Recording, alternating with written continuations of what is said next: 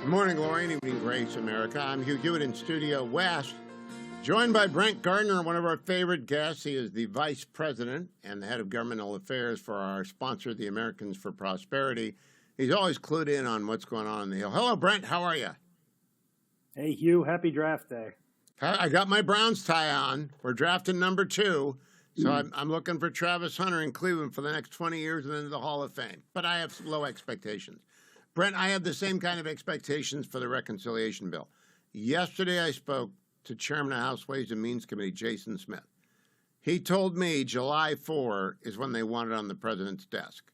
What do you think about that?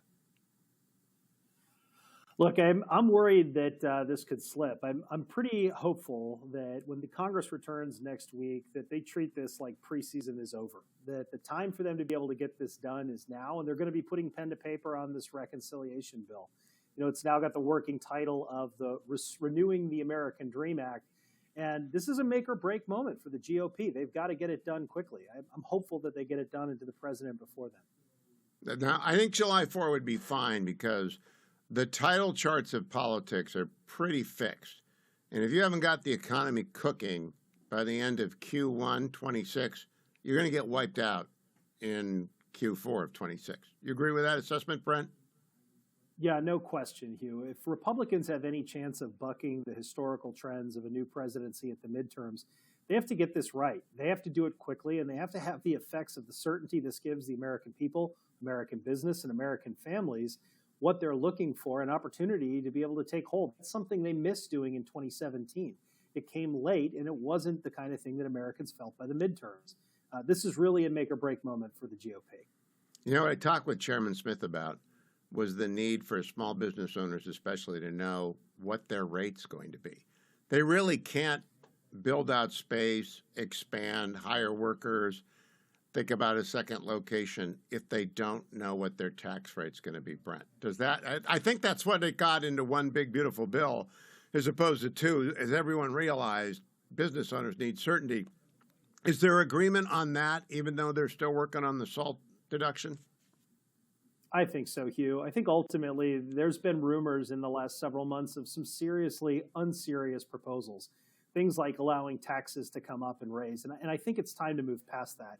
This is where it's going to be critical for Republicans to not waste time on things that are bad policy and bad politics and give the certainty to this economy, to those small business owners, to those families, to be able to make those decisions to invest in the American economy, to participate in the American economy. So I'm really hopeful that that's something that doesn't get us sidetracked here over the next month or so as we see the bill take shape. Now, they do need to find some revenue. There are $2 trillion and they're in a $2 trillion Easter egg hunt. I have suggested, as other people have, opening a transfer portal on a flat tax basis from 401ks and IRAs into Roth IRAs. They would reap $2 trillion in the blink of an eye if they set it at 15% or even lower. I don't want them to raise the top rate. That's regressive. That destroys the economy. How else do you see them getting revenue up, Brent? Yeah, look, I think there's a lot of serious proposals out there that allow them to be able to put in reforms that give them a chance to be able to do just that. But look, I think some of the proposals that are out there today are good ones. I expect that we'll see a number of discussions with ideas like that and others that could be considered. But they need to really be focused on those chances to be able to ensure that we keep spending down and that we have a tax policy that allows for growth. At the end of the day, you know, we've been talking for a long time about avoiding the worst, which was the largest tax increase in American history. But they should be focused on a bill that has smart reforms that give us an opportunity to have additional revenue, but also really just focusing on getting good tax policy in this bill. You know, Brent, you mentioned the draft at the beginning of the segment. Tonight, when we're listening, as running backs come off the board, they will talk about a new analytic, explosive runs. Those are runs of greater than 10 yards. Who's got explosive potential? We want explosive growth. We don't want 2.5%. We want 4 and maybe even 5%. Do you think that's doable? I think we're going to need it, Hugh, if we want to be serious about what it's going to take for this country, not only to get back on track to where we were before 4 years of Bidenomics, but if we want to continue to lead the world as the preeminent economy, we're going to have to see that kind of growth, and we're going to have to be able to build it here. And one of the first steps that we can do is ensuring that we have great tax policy that doesn't disincentivize investors, that gives American families the opportunity to participate in our economy, and that gives entrepreneurs a chance to be able to see the opportunity to take that risk and to continue to build the American economy into what it could be. Now, Brent, I think you're going up to see the conference chair, Lisa McCain. And I believe that McClain, I said not McCain, Lisa McClain. I believe that means you'll get a bunch of the members in the room. What is that meeting all about? So that's actually not a meeting. She's coming to join us at Freedom Embassy to talk about the negotiations, to talk about the bill. Here in early May, she's going to join us. We're going to be broadcasting it on all of our social media channels. She's going to join us much in the same way that the speaker did the day of the vote last time. And we expect to be able to hear an inside view of where we're at.